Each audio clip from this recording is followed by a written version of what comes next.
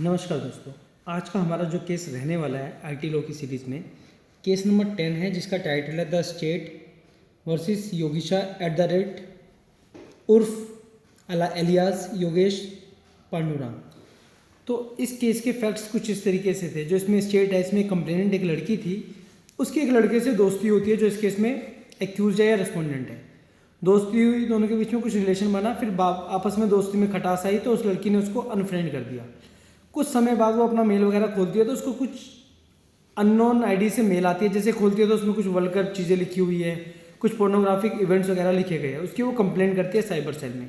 Cyber cell में जब वो कंप्लेंट करती है तो जब पुलिस कार्रवाई करती है तो उसको पता चलता है कि ये सो IP एड्रेस से आई है और ये एक्यूज वो है जो कंप्लेंट के साथ कभी उसका दोस्त हुआ करता था। तो उसके खिलाफ IT एक्ट में सेक्शन 67 और 60A प्लस में 509 IPC में मुकदमा दर्ज कर दिया जाता है।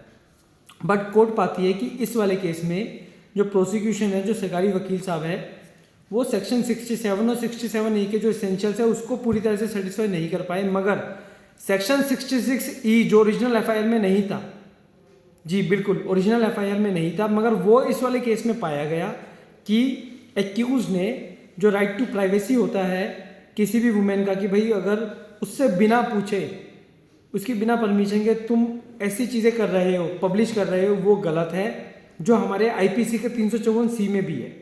वो नॉर्मल सर्कमस्टेंसेस में होता है, जब आप इंटरनेट का सहारा लेते हो तब हम सेक्शन 66E में आ जाते हैं। तो ये मानते हुए इस वाले केस में एक्यूज को सेक्शन 66E के तहत पनिशमेंट दी गई। यही था इस वाले केस में। अगर एग्जाम में क्वेश्चन आता है तो हमें सेक्शन 66E को लिखना पड़ेगा, थोड़ा बहुत 354C को बता देना, दैट्स इट, और कुछ नहीं है। धन्यवाद।